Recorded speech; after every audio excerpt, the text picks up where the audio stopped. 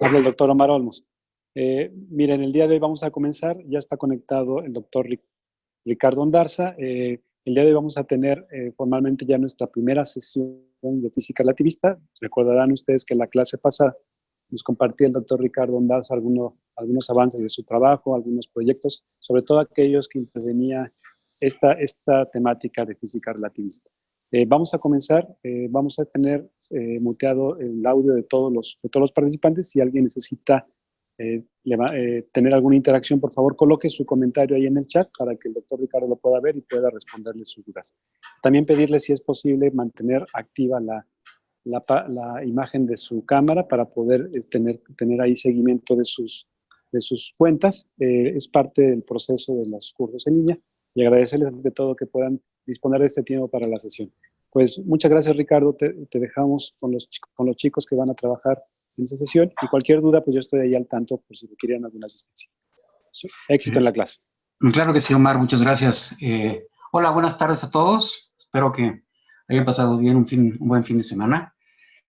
Recordarán las personas que estuvieron en comunicación con nosotros en línea el jueves pasado, hicimos una pequeña introducción, sobre todo para ver los preliminares y detallar pues aquella parte de introducción histórica, ¿no? Entonces, de acuerdo al sílabus, hemos visto un poquito los antecedentes y la introducción histórica. Solamente para recordar a aquellos que no quizás tuvieron la oportunidad o aquellos que sí lo tuvieron, pero no hayan podido repasar, únicamente decir que en la física de láseres hay pues dos regímenes fundamentales, aquellos que son energías bajas, a partir de la invención del láser en 1960 a energías muy altas, ¿no? Hicimos todo un recuento, no lo voy a repetir en este momento, pero hicimos un recuento de todas las posibles aplicaciones. Hicimos también la introducción pequeña de láseres y de la interacción de estos con plasmas. Vimos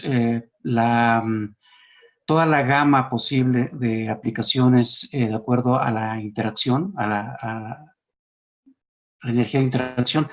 Y lo más fundamental de todo es de que hicimos un recuento también histórico a través de los años, cómo podría ser en un futuro la prospección de las aplicaciones en esta materia, ¿no? Que tiene que ver con la física relativista. Hicimos también un recuento también sobre la importancia, los diferentes rangos de aplicación y todas aquellas posibles tecnologías que en un futuro promisorio puedan estar con nosotros.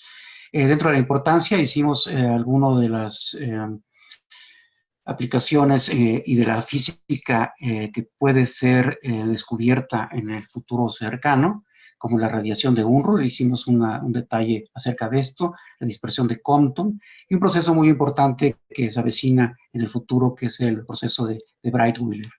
Bueno, vamos a comenzar propiamente con el curso, que es de interacción electromagnética con partículas, y eso tiene que ver con la relatividad especial. De acuerdo al programa, tenemos contemplado estudiar no solamente la relatividad especial, sino también la relatividad general. ¿Cuál es la diferencia entre ambos tipos de conceptos? Es de que la relatividad especial, también conocida como relatividad restringida, no toma en cuenta conceptos de tipo de gravedad, y por eso se llama relatividad especial o restringida, y la relatividad general es aquella que sí lo toma en cuenta. Estas van a ser las dos realmente vertientes importantes del curso. En la primera etapa vamos a ver los conceptos de relatividad especial. Haremos una pausa breve para ver algunas cuestiones de tipo matemático que ustedes tendrán que aprender para poder manipular las expresiones teóricas y matemáticas de la teoría, y posteriormente pasaremos en el transcurso del curso a la relatividad general. Bueno, para comenzar, la relatividad especial, tenemos que ver lo que es el principio de relatividad de Galileo, ¿no? Todos ustedes tienen la experiencia cotidiana de dejar caer, por ejemplo, un objeto en algún sistema de movimiento. Por ejemplo, una caída de un objeto en un vehículo que se está desplazando es algo que nos acontece en la vida cotidiana, ¿no? La pregunta aquí es si ese objeto que nosotros vemos que cae verticalmente con respecto al vehículo o cae verticalmente con respecto al mundo exterior. La respuesta a esto tiene que ver precisamente con un marco de referencia, el concepto de marco de referencia. Y cae verticalmente con respecto al vehículo solo si el vehículo como marco de referencia se mueve en línea recta o en un movimiento uniforme. Línea recta o movimiento uniforme significa que el sistema permanece precisamente en ese estado de movimiento sin ninguna interacción, ya sea direccional o que el sistema sufra un cambio en la cantidad de momento o en la cantidad en la velocidad misma del marco de referencia. A eso llamamos un movimiento rectilíneo uniforme. Entonces, ¿qué es lo que sentimos si el vehículo, por ejemplo, se acelera o se desacelera? Entonces, si el marco de referencia se desacelera o se acelera, decimos que este marco de referencia se aparta del movimiento rectilíneo uniforme. Entonces, si no se aparta, si se aparta, entonces, si no es rectilíneo uniforme, estamos hablando entonces de que el sistema está siendo acelerado, sufre una cierta aceleración, ¿no? Nuestra experiencia cotidiana es de que si estamos nosotros inmersos en un marco de referencia que se mueve de alguna manera uniformemente, y si este marco de referencia o este sistema se frena o cambia su estado de movimiento, entonces sentimos nosotros al interior de este sistema de referencia una cierta fuerza, ¿no? Es una fuerza que se llama ficticia, porque en realidad no es una fuerza real producto de, digamos, el mundo exterior que nos está haciendo o nos está perturbando, sino es una fuerza ficticia que hace que nosotros nos veamos impulsados hacia adelante, por ejemplo, si el sistema sufre una desaceleración, o sea, un cambio negativo en su estado de movimiento con respecto a la velocidad, o una aceleración si el cambio es hacia atrás. Este tipo de fuerzas ficticias se conoce como fuerzas inerciales. Estas velocidades son uniformes y si son rectilíneas, entonces no experimentamos estas fuerzas ficticias, ¿no? Estas fuerzas inerciales. A estos sistemas se les conoce entonces como sistemas inerciales, ¿de acuerdo?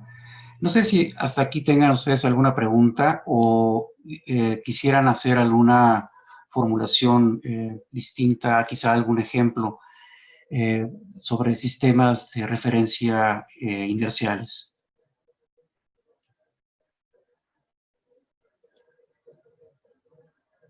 ¿Todo va bien? No hay ninguna pregunta al respecto. Bueno, vamos a seguir. Yo creo que conforme íbamos, ok, todo bien, dice Juan Ernesto. Vamos a considerar, por ejemplo, dos sistemas, ¿no? No solamente podemos estudiar simultáneamente un sistema, que sea el sistema en el cual nosotros estamos inmersos, sino podríamos quizá tratar de estudiar la interacción del movimiento con respecto a otro sistema, ¿no? Vamos a considerar dos sistemas que tengan una velocidad relativa constante, o sea, que un sistema se mueva con una velocidad con respecto a otro de forma uniforme, o sea, que ninguno de los dos sistemas o el que estamos observando, por ejemplo, se mueva de manera diferente. A eso decimos que ambos sistemas son equivalentes y las leyes las leyes físicas que rigen a ambos sistemas, por consiguiente, deberían de ser iguales. Entonces, el movimiento, ¿no? Resulta que es un concepto relativo al sistema desde el cual se mide un fenómeno o un efecto, ¿no? Ese es precisamente el principio de relatividad de Galileo. Galileo pensaba que que si nosotros nos movemos en un marco de referencia S, ¿no? Con un sistema coordenado que lo podemos cuantificar como X, Y, Z, y vemos que otro sistema, S', se mueve con una velocidad uniforme con respecto a nosotros, con nuestro marco de referencia S, y está normado por un sistema coordenado X', Y', Z', entonces estos dos sistemas, por tener un movimiento aparente entre ellos dos uniforme, los dos sistemas se conocen como sistemas inerciales, tanto S como S'. Y Galileo lo que hizo fue decir, bueno, podemos describir la física de un sistema primado con respecto al no primado, que, digamos, para propósitos prácticos podríamos considerar que se encuentra en reposo, y el sistema primado se mueve con una velocidad uniforme con respecto al sistema no primado, con una velocidad uniforme v. Entonces Galileo lo que hizo, digamos, de una manera intuitiva, recordemos que Galileo vivió en el siglo XVI, mucho antes de que se postularan los principios de la mecánica y de la mecánica newtoniana y del cálculo diferencial. Entonces la matemática que realmente utilizaba Galileo era muy, muy simple, ¿no? Incluso más simple que lo que pudiera tener, por ejemplo, un estudiante de preparatoria o un estudiante de la universidad en nuestras fechas. Y la formulación matemática de Galileo, como les digo, fue intuitiva, y únicamente lo que hizo Galileo fue decir, bueno, la posición de un cierto evento o de un cierto objeto en el sistema primado que se mueve con una cierta velocidad con respecto al sistema de anclaje, en nuestro sistema en el cual nosotros nos movemos, o que se encuentra en reposo, como digo, pues está dado precisamente por esta relación, donde X' es X menos BT, donde B es la velocidad relativa entre los dos sistemas, el primado y el no primado, y T es el parámetro temporal. Como los dos sistemas se mueven a lo largo de un solo eje, el plano perpendicular de ambos sistemas coincide. Entonces, en este caso, podríamos decir que todos los eventos que ocurren en el sistema primado en la dirección transversal Y son exactamente los mismos de aquellos que ocurren en esa dirección en el sistema no primado. Y lo mismo sucede con la tercera componente espacial. Por otra parte, también Galileo postuló, ¿no?, que los tiempos de realización de un evento en el sistema primado eran exactamente y coincidían con la variación temporal del mismo evento en el otro sistema. Entonces, esto es la formulación matemática de Galileo, tiene que ver más con el sentido común y con la sincronización precisamente de los relojes, ¿no?, para que coincidieran no solamente el movimiento de los sistemas que se encontraban en reposo, sino aquellos también que se podían mover con respecto a esos, pero con cierta velocidad restringida. Y esa velocidad restringida era precisamente la velocidad rectilínea uniforme. Es así de que el concepto de tiempo absoluto nace precisamente en la época de Galileo, en el sentido de que los tiempos de realización de los distintos eventos eran exactamente iguales, eran simultáneos. Había una sincronización de los relojes. El principio en sí, el principio de Galileo, aparentemente es sólido, ¿no? Uno puede decir, sí, efectivamente, o sea, lo único que tendríamos que hacer es medir, por ejemplo, las velocidades relativas entre los distintos sistemas inerciales, y eso nos daría, pues, precisamente la ley física que ocurre en un sistema con respecto a otro sistema, que serían exactamente iguales. Las primeras dificultades que ocurrieron con todo esto fue precisamente con la teoría electromagnética postulada por Maxwell. Ustedes saben que Maxwell, en 1860, lo que hizo fue una compilación de todas las leyes de la electrodinámica, y las compiló en 4 leyes fundamentales, y esa fue una teoría de la unificación de los fenómenos eléctricos y de los fenómenos magnéticos.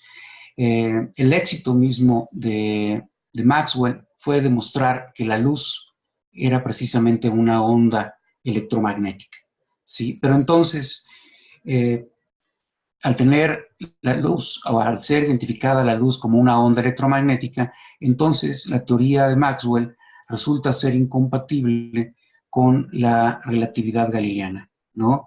Matemática o experimentalmente, ¿de acuerdo?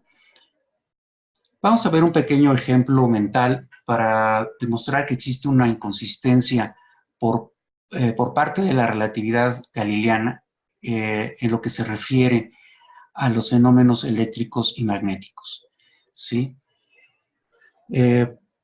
Vamos a suponer que tenemos estos dos sistemas, el sistema S y el sistema S'. El sistema primado se mueve, como le dijimos, con una cierta velocidad uniforme, un movimiento rectilíneo uniforme con respecto al otro sistema. Y vamos a suponer que tenemos un conductor que se encuentra en reposo en el sistema no primado. Ese conductor tiene electrones que se mueven con una cierta velocidad, v. Vamos a suponer que es una velocidad v, y los iones en ese conductor, por la inercia, vamos a suponer que se encuentran estacionados. Vamos a suponer también que tenemos una carga Q, ¿no? que se desplaza con una velocidad que es la misma velocidad que los electrones en el conductor, y en el sistema no primado, aquel que se encuentra, vamos a suponer, en reposo.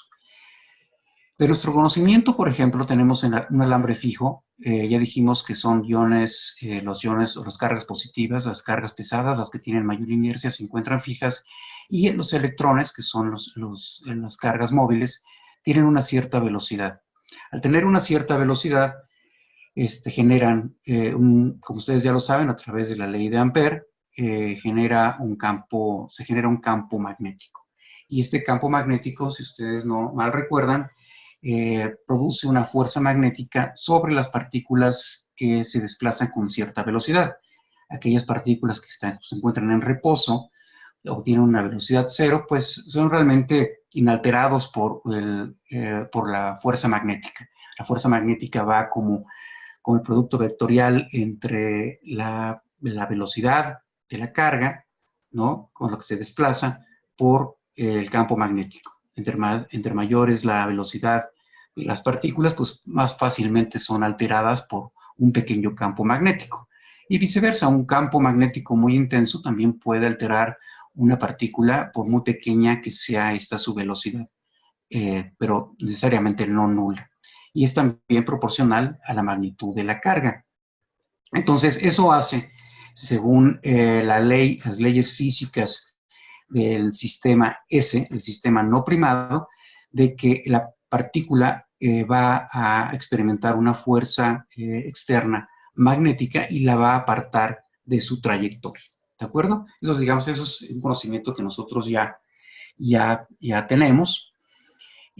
Pero queremos compararlo ahora con un sistema de referencia S', que como ya dijimos, se mueve con una cierta velocidad uniforme v con respecto al sistema no primado.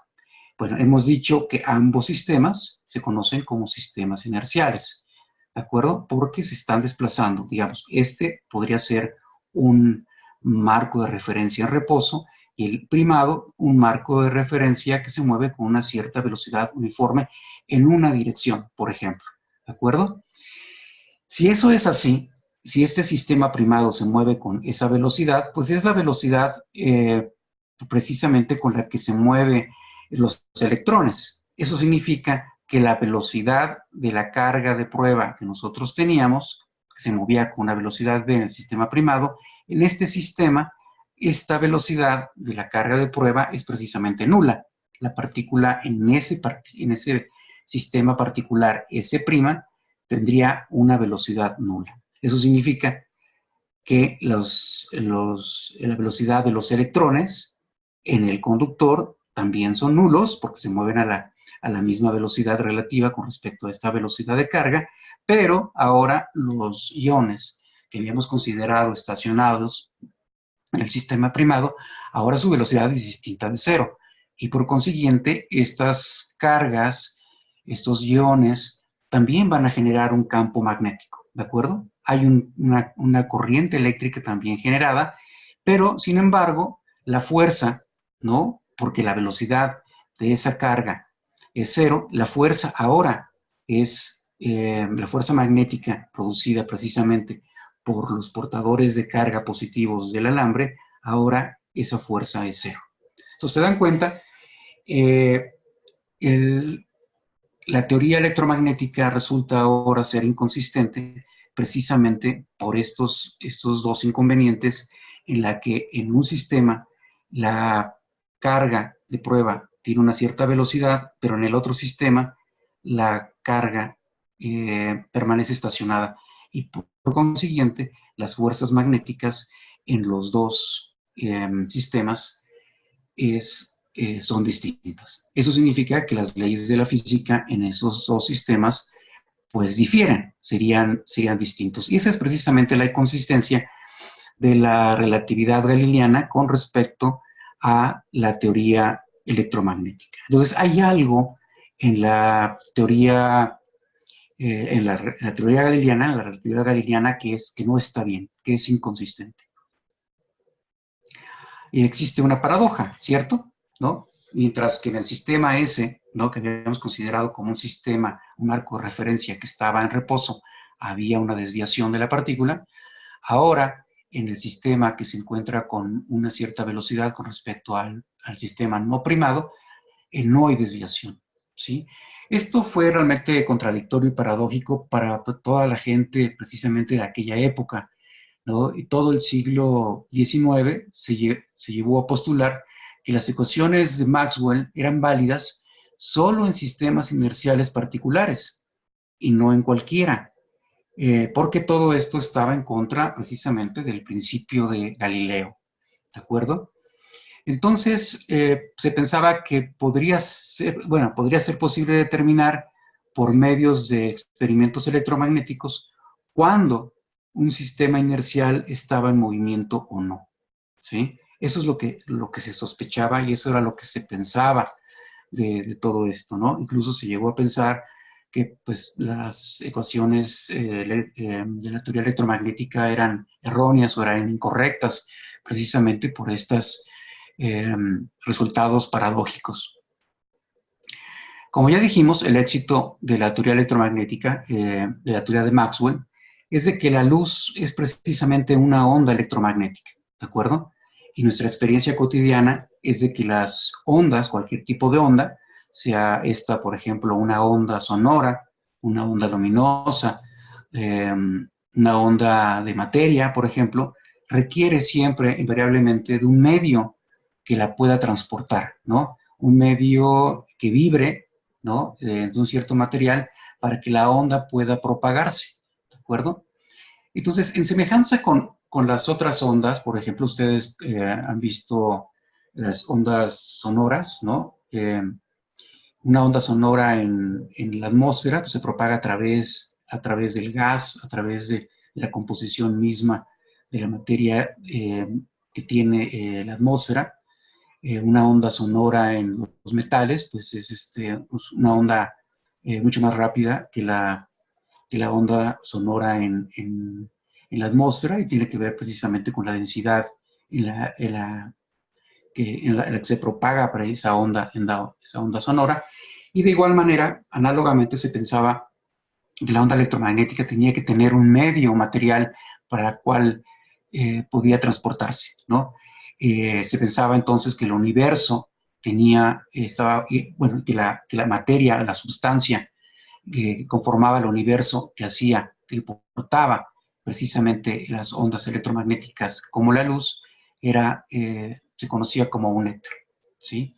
Por medio del cual se transportaba las ondas, ¿no? Este éter se le conocía históricamente como el éter luminífero, o sea, que luminífero significa que es portador de, entonces portador de la luz, en este caso. Entonces el éter luminífero era la sustancia que era la portadora precisamente de las ondas electromagnéticas. ¿De acuerdo? De existir este éter, entonces, debería existir un sistema inercial único, tal que las ecuaciones de Maxwell eran válidas, ¿no? Entonces, la condición para que no hubiese inconsistencias en la teoría electromagnética y que pudiesen estas ser compatibles precisamente con la relatividad galileana es precisamente de que la luz pudiera ser transportada precisamente por un sistema inercial especial, único, ¿no? Y que la velocidad de la luz fuese una constante con respecto precisamente a este éter en reposo, y podría determinarse la velocidad de la luz entonces en un sistema que es inercial. Y midiendo entonces en ella la velocidad en varias direcciones, ¿no? Eso era lo que se pensaba, de que era necesario entonces demostrar la existencia precisamente de esta sustancia que cubría todo el universo, que estaba en todas partes y que era precisamente este éter luminífero, el portador precisamente de estas ondas de radiación electromagnética. Hubieron muchos intentos por explicar estas inconsistencias, estas paradojas de la teoría electromagnética de Maxwell con respecto a la relatividad galileana, pero no fue sino mucho tiempo después, en 1887, que aparece un experimento de Michelson y Morley. Michelson era un experimental que hizo experimentos con los interferómetros, y en particular él diseñó junto con Morley un experimento que sirvió precisamente para resolver esta paradoja, ¿no? Entonces, estos intentos se hicieron para determinar precisamente la velocidad absoluta de la Tierra a través de este hipotético éter, ¿no?, que llenaba todo el espacio. El experimento es relativamente simple, ¿no? Únicamente consiste, bueno, el esquema aquí consiste en una fuente luminosa, ¿no?, que atraviesa un cristal, y este cristal lo parte en dos, y la luz se dirige a dos espejos, el C y el E. Tanto el C como el E se encuentran a la misma distancia sobre el cristal B, que es el que parte precisamente los rayos luminosos, ¿de acuerdo? El asunto aquí es de que si hubiese o lo que se pretendía era demostrar de que si hubiese un medio, ¿no?, llamado éter, por el cual se movía esta onda luminosa, debería de poderse determinar precisamente la diferencia entre las trayectorias de estos haces lumínicos con respecto a las reflexiones en los distintos espejos cuando el sistema se mueve con una cierta velocidad. Vamos a suponer, por ejemplo, que tanto el cristal B como los espejos C y E se encuentran fijos, o sea, la estructura B, C y E guardan la misma proporción. La distancia, como ya les comento, B con C, el prisma, difractor, con el espejo C y con el E tienen la misma distancia.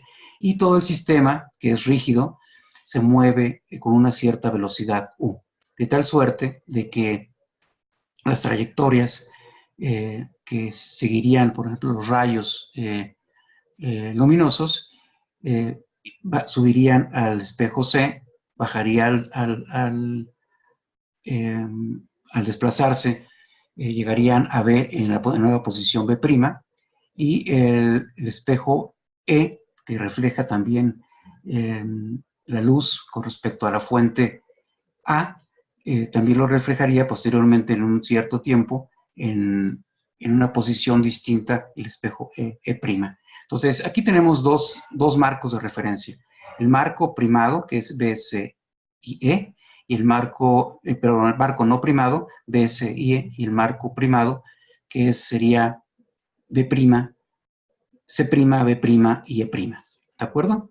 Entonces, si los rayos lumínicos que son reflejados en el espejo B y en el espejo C se parten, ¿no? Y estos son recuperados en un tiempo posterior y no hubiese cambios en el medio, entonces estas señales estarían en fase, porque habrían recorrido exactamente la misma distancia. Es decir, el rayo que parte del prisma B al espejo C regresaría a C, cubriendo 2 veces la distancia L, y lo mismo sucedería con el rayo que es dividido en el prisma B, pero que se refleja en el espejo E.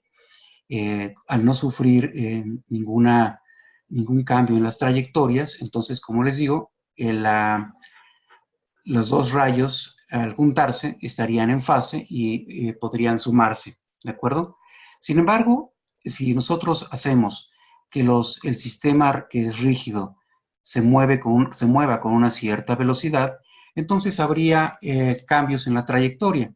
El rayo que sube al espejo C bajaría a B y después se difracta con una cierta señal.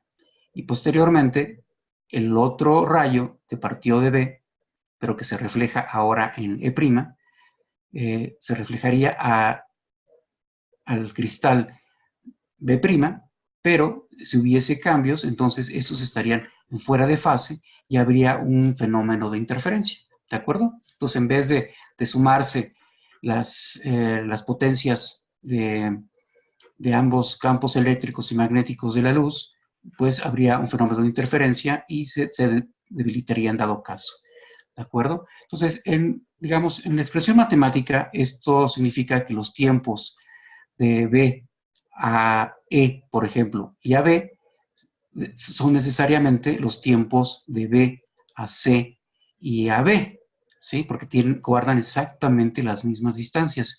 Entonces, los haces, como les digo, D y F, que son los que se juntan precisamente a la salida del cristal B, estos estarían en fase y se reforzarían. Si el tiempo, repito de nueva cuenta, si el tiempo de B, E, que es este, y de regreso a este mismo prisma, es distinto que el tiempo desde B', de tiempo de B, C y B, ¿no? Que es la subida, ¿no? Es B, es B, E y B, B, E y B, es distinto al tiempo de B, C y B, ¿no? Que es el otro. Entonces estarían fuera de fase y eso sería la interferencia, ¿de acuerdo? Entonces, lo que hizo Michelson y Morley fue decir que si esta velocidad con la cual se mueve el sistema rígido en el éter fuera cero, entonces los tiempos serían iguales. Pero como esta velocidad es distinta de cero, entonces lo que ellos esperaban encontrar es de que los tiempos de retorno a los distintos espejos deberían de ser también distintos. ¿Qué fue lo que encontraron Michelson y Morley? Fue lo siguiente. Vamos a calcularlo de una manera algebraica y ver precisamente qué es lo que está pasando en todo esto. Vamos a suponer primero la señal que va de B a E. B del cristal al primer espejo, ¿no? En la dirección de movimiento, ¿sí? B y E es la dirección en la cual se propaga la fuente y la dirección de B y C es la dirección transversal. Entonces vamos a suponer primero la dirección B y E, o sea, la del cristal y la del primer espejo, ¿no? B y E, que se encuentran, como ya dijimos, a una distancia L, ¿de acuerdo? Entonces, llamemos el tiempo de llegada de B a E como T1, ¿sí? Y el tiempo de E a B, o sea, el tiempo de retorno, como T2. Entonces, el aparato sabemos que se mueve una distancia T1, porque T1 es el tiempo de llegada de B a E y U es la velocidad con la cual se está desplazando, ¿de acuerdo? Entonces, la luz debe de viajar precisamente la distancia, que es la que separa a las componentes rígidas B y E, más precisamente el tiempo que tarda en llegar precisamente en desplazarse el espejo E. Esto a una velocidad c. Eso significa que Ct1, ¿no? Es igual a L más Ut1. O sea, es el tiempo de llegada de B a E, que es Ct1, perdón, la distancia, que es Ct1, que es el tiempo de B a E, es precisamente la distancia L más la distancia que recorrió precisamente el sistema a una velocidad U, precisamente en el tiempo T1. De aquí podemos conocer precisamente cuál es el tiempo que tarda la onda lumínica de llegar del prisma precisamente al espejo, y este no es otra cosa más que L entre el cociente entre la velocidad relativa de la propagación del haz lumínico con respecto a la velocidad con la que se está moviendo el sistema, ¿de acuerdo? Eso es el tiempo de ida. Vamos a calcular entonces ahora el tiempo de regreso, o sea, cuando la onda lumínica ha tocado el espejo E y se retorna al AB. En ese caso, el aparato avanza también una cierta distancia, que es T2, UT2, ¿no? T2, recuerden ustedes, es el tiempo de E a B, es el tiempo de retorno. Entonces, esta distancia que recorre la onda lumínica, pues es precisamente la distancia rígida, la L, que separa precisamente a los dos componentes, que es el prisma con el espejo, menos precisamente el tiempo que ya habrá avanzado el espejo E, ¿de acuerdo? Entonces, de aquí tenemos que el tiempo de retorno está dado por L entre la suma de las dos velocidades, ¿no? O sea, este tiempo, pues, obviamente es menor, precisamente porque el espejo, el prisma se está moviendo en la dirección del espejo E, ¿de acuerdo? Entonces aquí podemos sumar los dos tiempos, tanto el tiempo de ida como el tiempo de regreso, el tiempo que tarda la onda lumínica en llegar primeramente al espejo E, y el tiempo T2, el tiempo que tarda en reflejarse esa onda lumínica al prisma separador, ¿de acuerdo? Entonces, al sumar estos dos tiempos, tenemos que el tiempo total de ida y de retorno está dado por, precisamente, al sumar los dos, tenemos que es 2LC entre el cuadrado de C cuadrada menos U cuadrada, ¿de acuerdo? Es cuestión de hacer la suma de ambas y podemos reescribir de esta manera, que sería 2 veces la distancia L entre C, entre un factor que tiene que ver con 1 menos el cociente de las velocidades al cuadrado. Entonces, este sería el tiempo de propagación y de reflexión en la dirección de propagación de la onda lumínica, ¿no? Que es la dirección BE. ¿Qué pasa ahora con los otros tiempos, ¿no? O sea, ya calculamos los tiempos en esta dirección, ahora vamos a calcular los tiempos en la dirección transversal. Recuerden ustedes, B es el prisma y C' es el espejo que se ha movido una cierta distancia por el movimiento de nuestro sistema, ¿de acuerdo? Entonces, para calcular ese tiempo, vamos a llamarle T3, es el tiempo de B a C, es llamarle T3, y digamos, por Pitágoras, ¿no? Sabemos que L, bueno, L es la distancia que separa a B con el espejo, y esta L, los catetos al cuadrado, este cateto al cuadrado más el otro cateto, que es precisamente el desplazamiento del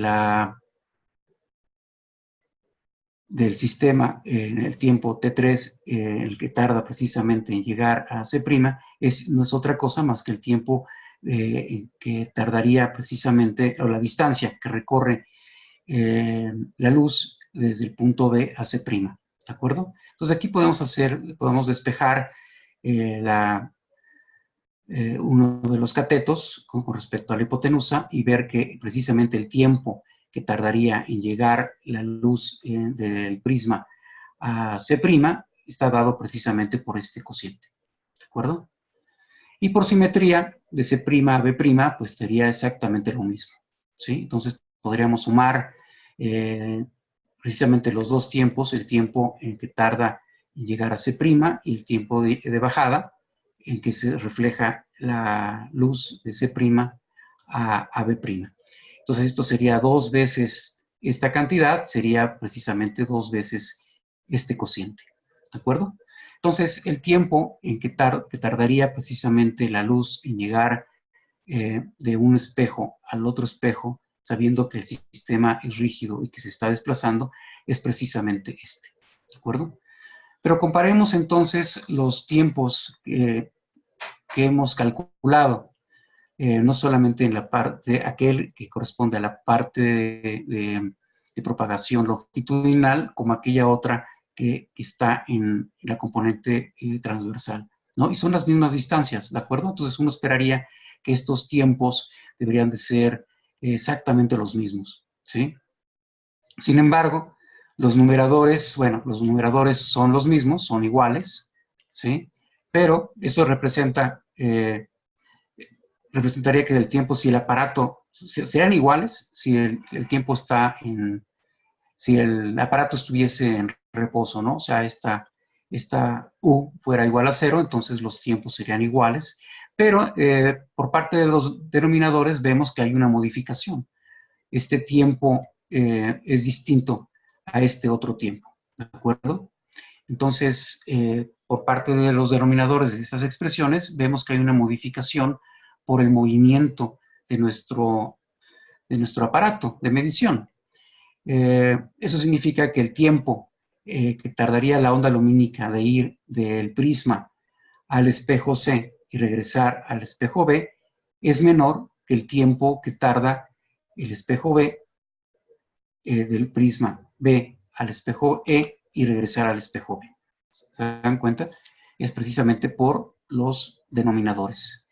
Eso significa entonces que la distancia, bueno, y cuando la distancia entre el prisma y los espejos son exactamente los mismos. Entonces aquí hay una contradicción, ¿no? Estos tiempos son menores, son distintos. El tiempo, digamos, longitudinal es menor que el tiempo transversal.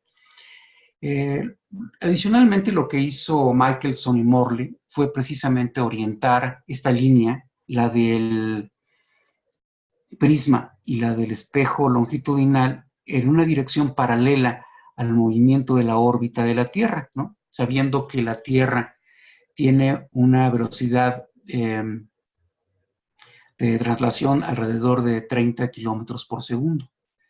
Pero lo que ellos encontraron es de que no había precisamente esta diferencia de tiempos. La diferencia no fue observada experimentalmente, ¿no? Entonces, estos tiempos que nosotros calculamos, digamos, es el tiempo de un experimento pensado,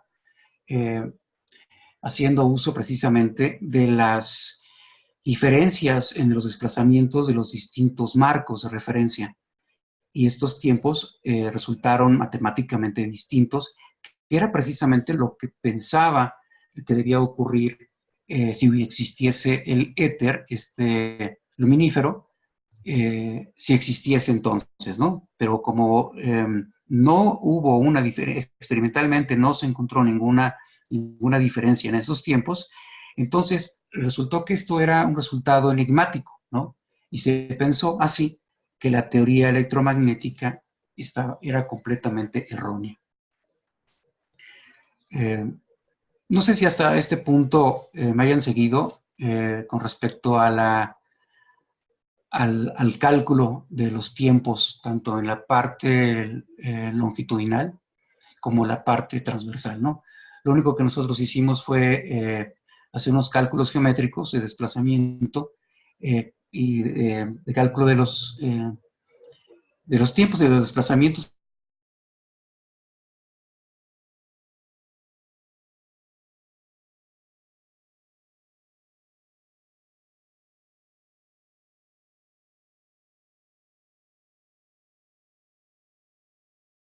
Y vimos que, bueno, de las matemáticas se infiere que estos tiempos son distintos. Experimentalmente, lo que encontraron Michelson y Morley fue que estos tiempos realmente no eran así, y ellos no encontraron realmente una diferencia experimental de estos tiempos, ¿no? Si lo hubieran encontrado, eso hubiese significado que la Tierra efectivamente lleva una cierta velocidad de traslación y que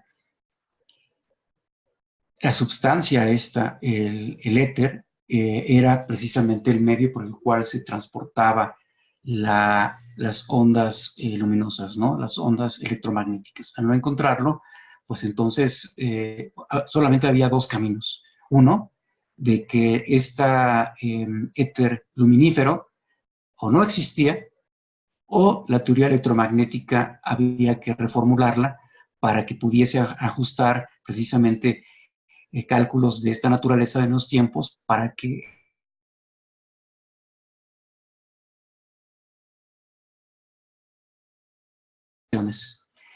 la explicación de todo esto vino después, alrededor de 1892, 1895. Recuerden que la relatividad galileana fue 5 años antes.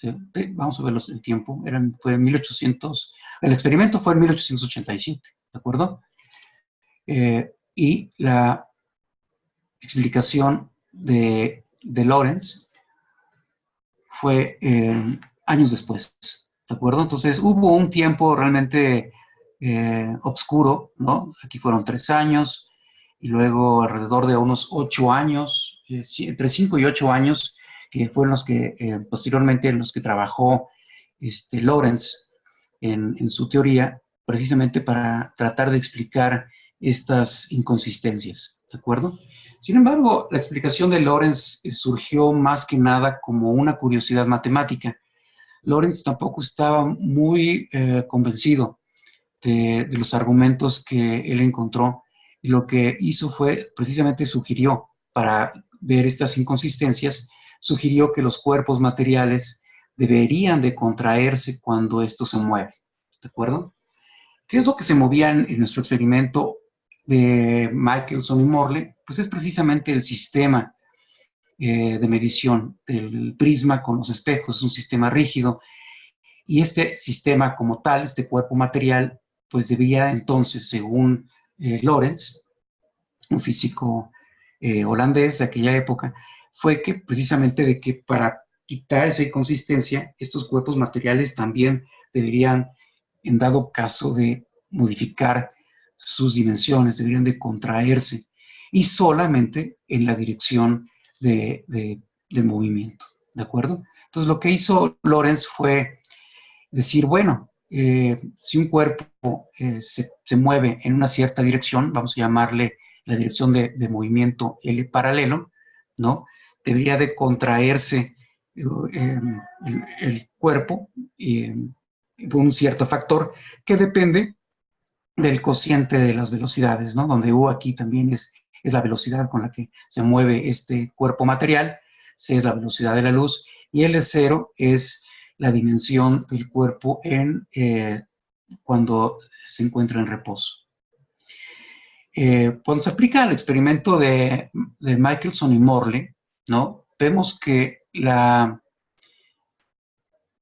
componente de B y C, o sea, aquella que corre del prisma al espejo transversal, no cambia, porque el sistema no se está moviendo en esa dirección, se está moviendo en la dirección perpendicular, en la dirección de propagación de la onda electromagnética, ¿de acuerdo? Pero entonces es precisamente en esa dirección de B y E, o sea, la dirección del prisma y del otro espejo, es que esa dirección sí se acorta, y se va acortando como L entre el cociente entre L y este factor que tiene que ver con el cociente de las velocidades. El tiempo que calculamos, entonces, que se llamaba, recuerdan ustedes, 2 veces T3, que es el tiempo que tardaba la onda lumínica de ir a B y C y regresar, no cambia entonces. Pero la L, ¿no?, que es el tiempo entre el prisma y el espejo E, que estaba medido como T1 y más T2. T1 es el tiempo en que tardaba de llegar la onda lumínica del prisma al espejo, y T2 es su reflexión, cambiaba. Entonces esta suma debería de ser la 2L entre C, que ya vimos que era 2L entre C entre este cociente.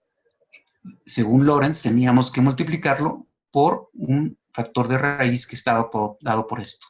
Al hacer esto, este factor nos lleva a que precisamente esta suma de tiempos es precisamente a 2L entre C entre precisamente esa raíz, que no es otra cosa más que el tiempo que nosotros calculamos en la dirección transversal. Entonces, lo que hizo Lorentz fue precisamente tratar de conciliar la teoría electromagnética con la teoría que se pensaba de propagación de las ondas lumínicas en un medio material, y haciendo precisamente esta contracción en esa dirección de movimiento, es de que los tiempos entonces sí coincidían. ¿De acuerdo? Entonces, eso quizá fue un gran logro por parte de Lorentz, pero fue en cierto modo un artificio matemático, y no fue sino hasta, esto fue en 1900, ya lo comentamos, 1887, y esto fue en 1895, no fue sino 10 años después, en 1905, que viene Albert Einstein para dar precisamente la solución al problema, ¿no? Albert Einstein supo tomar las ideas de Lorentz en cuanto al factor que había que introducirse precisamente en las ecuaciones, en la teoría electromagnética, para que ésta resultase invariante.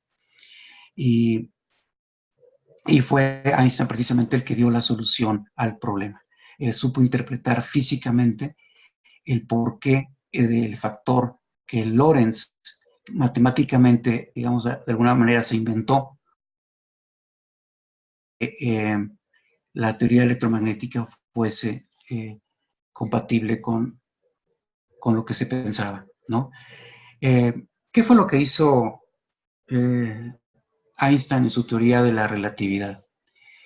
Básicamente es un postulado, y el postulado de este dice que las ecuaciones de Maxwell son rigurosamente válidas en cualquier sistema inercial de referencia, ¿sí?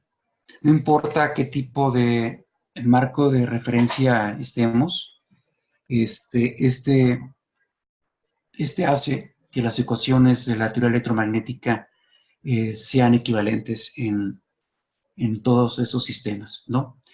Y entonces, había solamente, como les comentaba, dos vías. Una era de que el éter lumínico simplemente no existía, o que la teoría electromagnética era errónea, ¿no? Y lo que hizo Einstein fue demostrar que, pues, que las teorías, la teoría electromagnética, las ecuaciones de Maxwell, son rigurosamente válidas, y pues declaró que efectivamente el éter luminífero no existía. O sea, en otras palabras, no existe ningún sistema de referencia que sea privilegiado. Eso fue lo que postuló inicialmente Einstein, ¿no? Y entonces se preguntó con respecto a qué debe medirse entonces la velocidad de la luz, ¿no? Si ya no tenemos un sistema de referencia que sea privilegiado sobre el cual podemos medir la velocidad de la luz, o que la velocidad de la luz sea, en otras palabras, distinta en los distintos marcos de referencia, Entonces, la respuesta a esta pregunta, fue que Einstein sugirió de que la velocidad de la luz forzosamente debería de ser igual en cualquier sistema de referencia, ¿no? Que es precisamente el valor que nosotros, bueno, en una muy buena aproximación, que son los 300.000 kilómetros por segundo, que conocemos que se propaga la luz en el vacío. Eso fue lo que sugirió Einstein. Entonces, Einstein elimina por completo el concepto del éter luminífero, dice que no existe, que las ondas electromagnéticas no se propagan o no requieren de un medio material para poder propagarse, sino que éstas se propagan indefectiblemente en cualquier marco de referencia existente, en un sistema de referencia dado, a una misma velocidad, independientemente del marco de referencia. Eso significa que la luz, como una entidad electromagnética, se va a propagar con la misma velocidad, independientemente de cómo se mueva o de el marco de referencia, en donde estemos situados nosotros. O sea, en otras palabras, si nosotros estamos situados en un marco de referencia que está en reposo, o si nos movemos en un marco de referencia que se mueve a una cierta velocidad o a una velocidad muy próxima a la velocidad de la luz, si nosotros medimos la luz en ese sistema de referencia, entonces la velocidad que se mediría es exactamente la misma en cualquiera de ellos, ¿sí? Bueno, y después de todo, es precisamente lo que indicaba el experimento de Michelson y Morley. Michelson y Morley no midieron precisamente una diferencia de los tiempos. Y es precisamente esto es lo que decía Einstein. Decía, bueno, ni siquiera el experimento de interferometría propuesto por Michelson y Morley fue capaz de precisamente medir esta diferencia de velocidades, porque no existe precisamente este medio de propagación de la luz como medio material. Muy bien.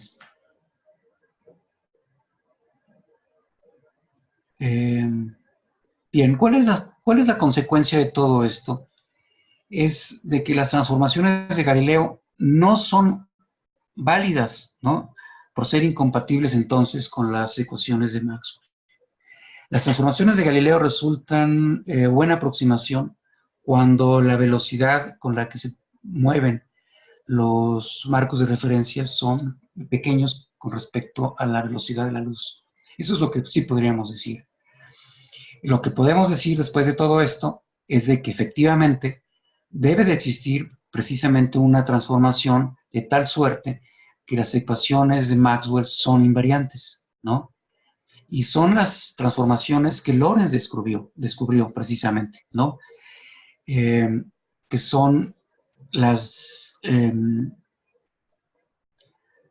transformaciones que corresponden a los desplazamientos de un objeto en la dirección, por ejemplo, en la dirección de propagación, que ya vimos que está dado por esta expresión, x menos bt entre la raíz cuadrada de 1 menos b cuadrada entre c cuadrada, que se conoce más bien 1 entre la raíz como gamma. Si ustedes conocen el factor relativista, resulta que x', si no quisiéramos escribir esta expresión, podríamos ponerla como x' es igual a gamma, que multiplica a esta expresión. Quizá en las próximas sesiones dejemos de escribir esta expresión para ahorrarnos un poco el espacio y saber que esta 1 entre la raíz de 1 menos b cuadrada entre c cuadrada, pues tiene que ver con la energía de una partícula que se mueve con una cierta velocidad v, y esa energía es precisamente el factor relativista gamma. En las direcciones perpendiculares, transversales a la dirección de desplazamiento, no existe tal deformación o contracción. Ahí se conserva precisamente la coordenada tanto en un marco de referencia como en el otro, y la velocidad, El tiempo también tiene una transformación y está dado precisamente por esta cantidad, donde C ahora pues es la velocidad de la luz. Déjenme. Por aquí podríamos hacer una pausa y hacer un pequeño ejemplo, un ejercicio, uno que me gustaría que ustedes lo tomaran ahorita, y es el siguiente, ¿no? Precisamente para hacer uso de estas transformaciones de Lorentz, tanto en la parte de coordenadas como en la parte temporal. Y el problema dice, ¿con qué velocidad debe viajar un cohete con relación a la Tierra para que cada día en la nave corresponda a 2 días sobre la Tierra? No sé si ustedes quisieran ahorita, en este momento, hacer el ejercicio y tratar de precisamente utilizar estos conceptos, ¿no? Antes de seguir avanzando, me gustaría que ustedes lo razonaran, que vieran precisamente la utilidad de la transformación, que es lo que físicamente representa, tratando de resolver este pequeño problema que es realmente simple, ¿no? Se les repito, el problema es el siguiente. ¿Con qué velocidad debe viajar un cohete con relación a la Tierra para que cada día en la nave corresponda a 2 días sobre la Tierra? Ese es el ejercicio. No sé si ustedes quisieran realizarlo en este momento. Hacemos una pausa para que yo escuche de ustedes cuáles serían los lineamientos y la formulación que tendrían que hacer precisamente para resolver el problema.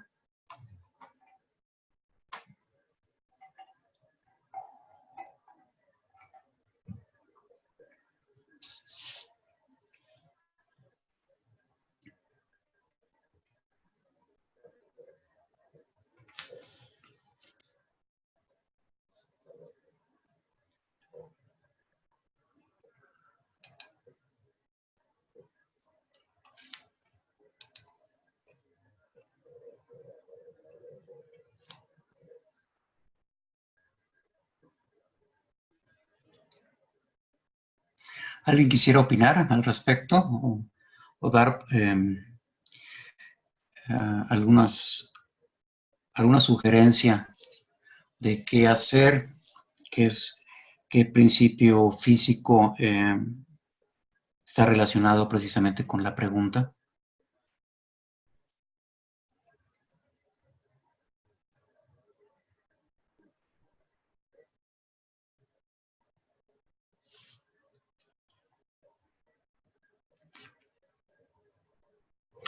Me dice Juan Pablo que si puedo repetir el ejercicio. El ejercicio es el siguiente, ¿no? Queremos determinar, ¿no? ¿Cuál sería la velocidad de un objeto, ¿no? Con relación a la Tierra, por ejemplo, un cohete, para que cada día en la nave, ¿no? En la nave corresponda a 2 días que son vividos en la Tierra. O sea, un observador en la Tierra va a contabilizar en tiempo un día, pero un observador en el cohete, y el cohete se mueve con respecto a la Tierra a una cierta velocidad, ese observador, ese astronauta, digamos, en el cohete, va a contabilizar 2 días, ¿de acuerdo? Entonces, ¿cuál es la velocidad relativa del cohete con respecto a la Tierra para que el astronauta al interior de la nave, para que al astronauta le transcurran 2 días en vez de un día, como lo está midiendo un observador en la Tierra?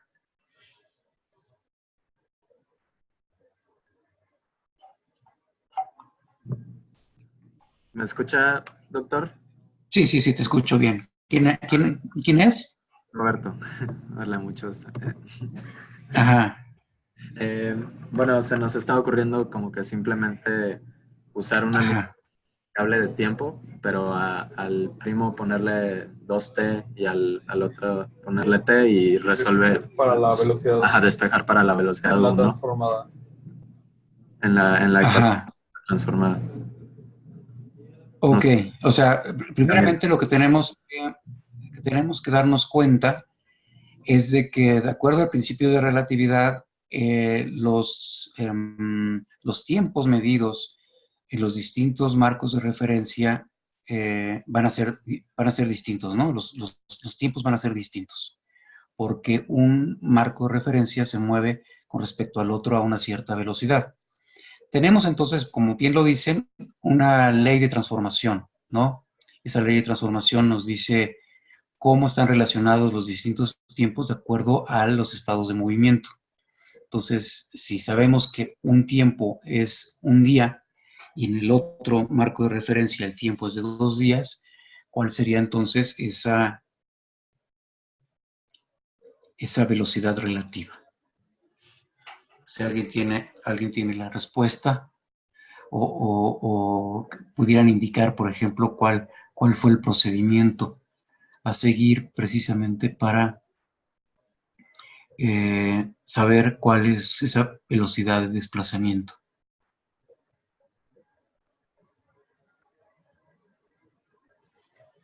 ¿Alguien tiene la respuesta a la mano?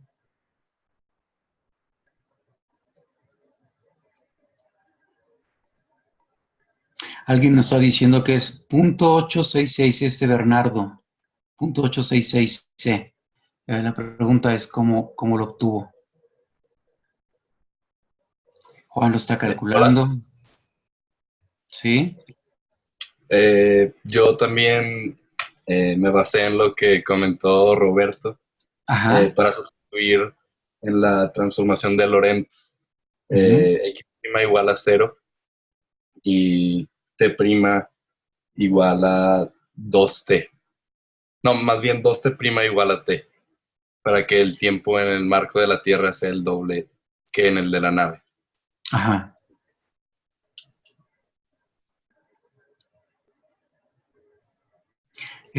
Ok, una vez hecho eso, ¿es factible despejar la velocidad? Sí, porque obtuve el valor para el factor de gamma. Uh-huh.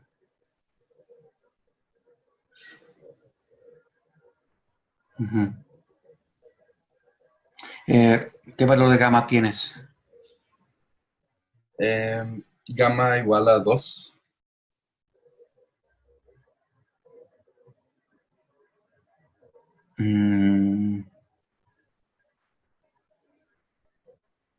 Gamma igual a 2.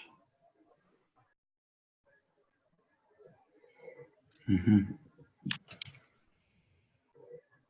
A ver otra vez, ¿cómo lo obtienes? ¿Qué hiciste? ¿Cuál es la relación que utilizas tú para precisamente calcular esa velocidad a través de los dos tiempos? Utilicé que 2T', T' siendo el tiempo en la nave, es igual al T normal, que es el tiempo en la Tierra. O sea, 2T' es igual a T. Sí. Ok, muy bien. Y además utilicé X' igual a 0, porque pues está ocurriendo en el marco de la nave. Ajá. Que corresponde a X' igual a 0. Creo. Eso te da un valor para la X en términos de la gamma, que puedes reemplazar en la expresión de T', supongo. ¿Verdad?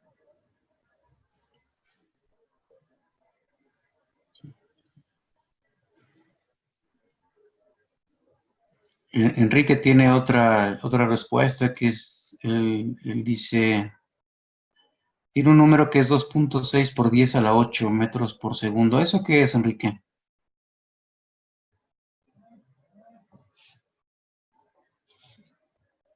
Porque no los escucho. Hola, ¿se escucha? No, ya te escucho. ¿Eres Enrique? Sí. No tenías el micrófono. Tú posteaste 2.6 por 10 a la 8, pero ¿esa qué velocidad es? Es la velocidad con la que se mueve el cohete, solo que Ok, la calculé en metros sobre segundo en vez de definir que C es igual a 1. ok, ok. Creo que aparentemente lo están haciendo bien. O sea, también aparece Alejandra, dice que es lo mismo. Juan Pablo también numéricamente obtiene el punto 8666. Y no sé quién sea RJBZZ.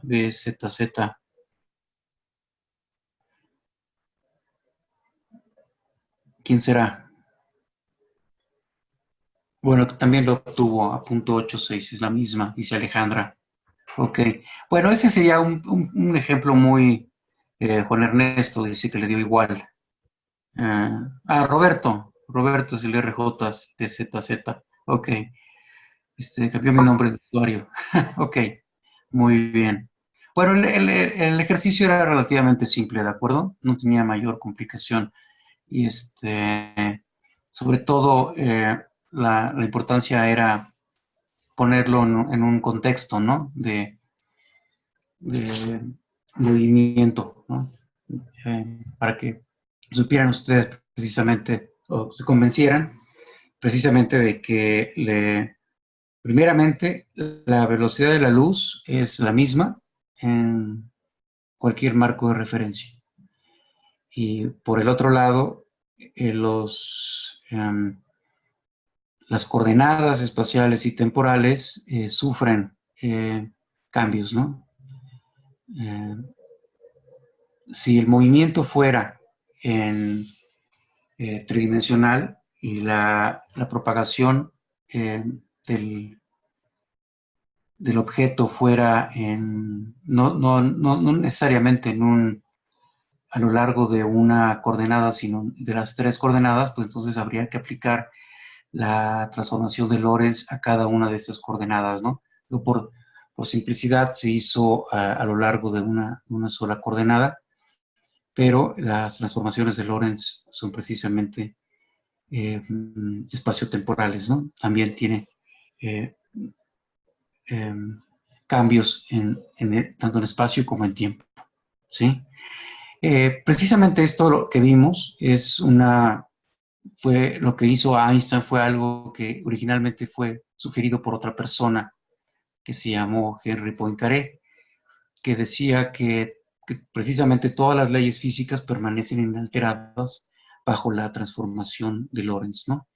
En particular, pues la teoría electromagnética, que ya no fue necesariamente una curiosidad matemática como la había descubierto Lorentz, sino que Einstein lo que hizo fue dar precisamente las bases físicas para ver que precisamente las leyes de la física de la naturaleza permanecían invariables bajo las transformaciones de Lorentz, ¿de acuerdo? En otras palabras, no necesariamente debemos cambiar las leyes de la electrodinámica, pero también la mecánica propiamente, ¿no? Y este es un requisito que también aplica para la masa en las ecuaciones de Newton, ¿no? Lo que hizo Einstein fue también precisamente ver que la masa misma sufría una transformación y esta masa pues cambiaba. Si un objeto masivo, ¿no? Con una masa m0 en reposo, si se mueve con una cierta velocidad, había un factor gamma, el factor relativista, que debía multiplicar precisamente a esa m0. Conforme la velocidad del objeto se acerca o se aproxima a la velocidad de la luz, más masivo se vuelve el objeto, ¿sí? Porque la gamma, ese factor relativista, puede aumentar, ¿de acuerdo? En ese sentido, podemos decir que no solamente las leyes de la mecánica, o sea, las leyes de Newton que conocemos, más la electrodinámica misma, ambas teorías y leyes armonizan, ¿de acuerdo? O sea, son compatibles una con la otra, ¿no? Tanto la mecánica que nosotros conocemos como la electrodinámica deben ser cambiadas de acuerdo a las transformaciones de Lorentz. Para entender esto, ¿no?, es necesario analizar las ideas espaciotemporales, o sea, no solamente en el espacio, como lo sugiere la mecánica newtoniana, sino en un contexto de espacio-tiempo que puede englobar la parte mecánica con la electrodinámica. Entonces tendríamos 4 coordenadas, las 3 espaciales más una temporal, ¿no? Y cada punto en el espacio corresponde precisamente a un efecto que se llama evento. Y este evento está descrito por 4 coordenadas, las 3 espaciales y una temporal, ¿no? Que se denota como CT precisamente para darle la misma dimensionalidad. Entonces, en la física relativista vamos a manejar eventos, ¿no?, que están descritos en los sistemas de referencia como cuadrivectores, o sea, son coordenadas compuestas por 3 espaciales y una temporal, ¿de acuerdo?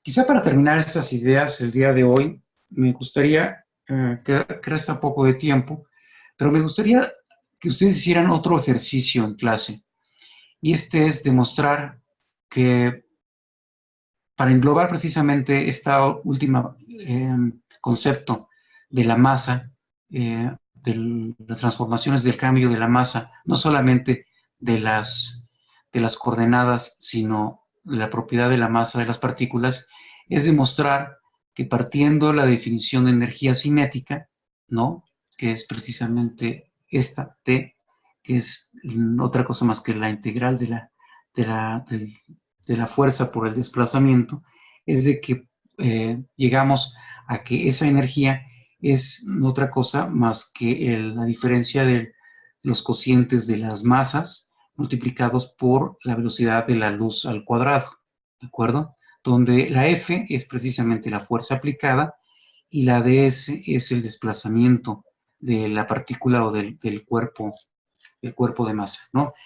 El ejercicio es de importancia porque es precisamente la relación más característica de la teoría de la relatividad de Einstein, en el que le da una equivalencia de la energía precisamente con la masa de la partícula, ¿de acuerdo? Entonces, este ejercicio lo que daría es unir, ¿no?, y englobar precisamente la masa con, repito, con las transformaciones de Lorentz, ¿no?, aquellas transformaciones que dejan invariante la teoría electromagnética, ¿no?, que hace que las leyes físicas entre los distintos marcos de referencia sean los mismos, ¿de acuerdo? Entonces, me gustaría que, no sé, en los 10 minutos restantes, que ustedes propusieran el planteamiento para demostrar precisamente que la energía no es otra cosa más que la masa misma de la partícula. Me pregunta Alejandra, ¿cuáles son los límites de la integral? Los límites son de 0 a S, donde S es el desplazamiento. Ok, Carlos lo dice, ¿no? Lo contesta.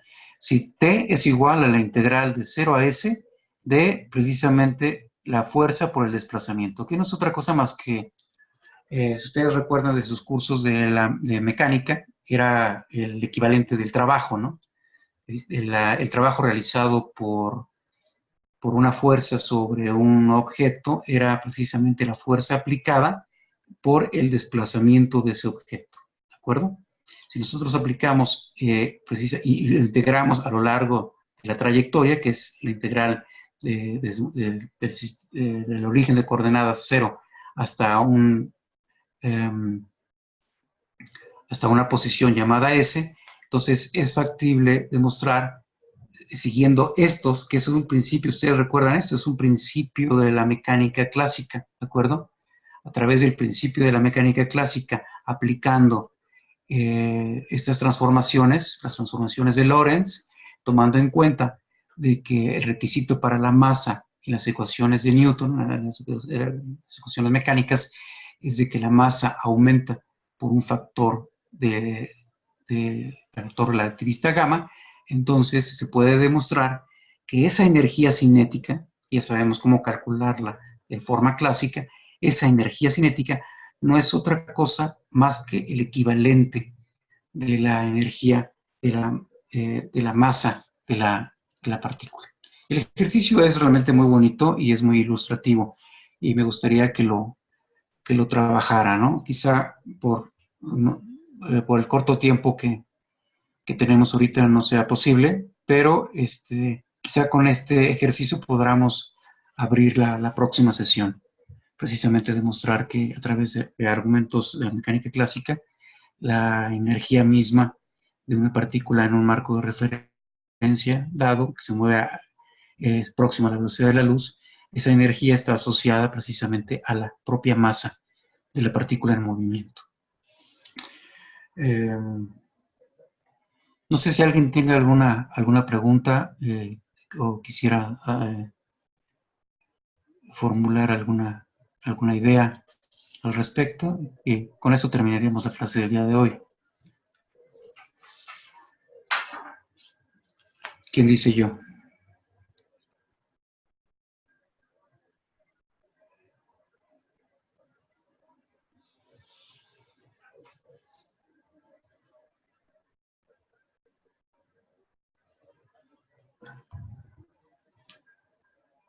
Bueno, muchas gracias, doctor Ricardo. Creo que todo quedó muy claro y estamos ahorita trabajando en el ejercicio. Está trabajando en el problema. Sí, no, yo entiendo. Pero en términos generales, ¿cómo vieron la explicación? Me gustaría saber si quedó completamente claro los principios, los fundamentos de la relatividad galileana, los pasos que se tuvieron que llevar a través de la experimentación y la interpretación física de cómo tendríamos que hacer matemáticamente para acoplar las observaciones experimentales con la teoría, que nos lleva precisamente a la formulación de la relatividad de Einstein. Digamos, los pasos y las ideas resultaron claras. ¿O hay alguna duda que ustedes, o alguna pregunta que quieran ustedes hacer? Pues a mí me parece muy claro todo. Creo que estuvo muy bien que estuviéramos viendo las notas al mismo tiempo por si te quedaba un pedazo o algo. Me parece muy fácil de seguir. Y Okay. una duda, ¿esas notas las va a subir a algún lado o algo para tenerlas de referencia? Bueno, la idea inicialmente era no tener unas notas propiamente como las que les estoy mostrando, sino pasarlo precisamente a una presentación de PowerPoint. De hecho, empecé el día de hoy haciendo algo al respecto. Déjenme mostrarles a lo mejor. Era algo así como esto, pero imagínense, ¿no?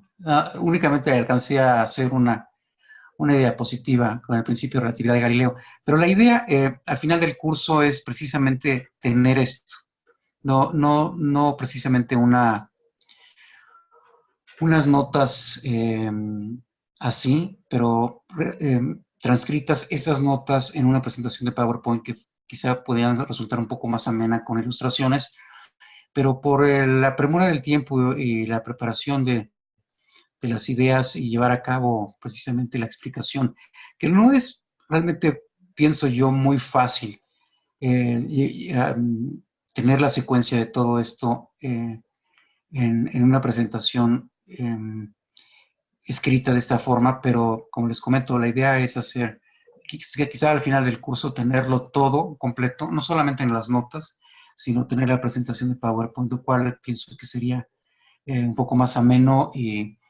más ilustrativo para ustedes, los estudiantes quizá en un futuro sí, la idea a lo mejor podríamos ir avanzando simultáneamente, tener las notas y al mismo tiempo ir avanzando en la presentación de PowerPoint. Lo ideal es de que fueran al mismo tiempo, pero a mí me gustaría que fuéramos avanzando en las notas y explicando la física y los conceptos que están detrás de todo esto, realizando al mismo tiempo algunos ejercicios en clase como estos que los estoy poniendo, y complementados con los ejercicios de tarea que vienen todos los viernes, como les comenté en la clase que entra, ¿no? La idea es de que ustedes reciban alrededor de 10 ejercicios complementarios basados en las ideas de las notas, más o menos en el tiempo en que los vamos exponiendo. Quizá haya 1 o 2 problemas que estén desfasados, ¿no? Que vayan un poquito adelante, pero con la clase siguiente no habría problemas en que ustedes lo resuelvan. Al final de cuentas, la entrega de los problemas sería de viernes a viernes, ¿no? Ustedes reciben los problemas un viernes, los entregamos el viernes, ¿no? La idea es de que ustedes trabajen los conceptos y complementen la teoría y el conocimiento con la realización de problemas ilustrativos. No sé,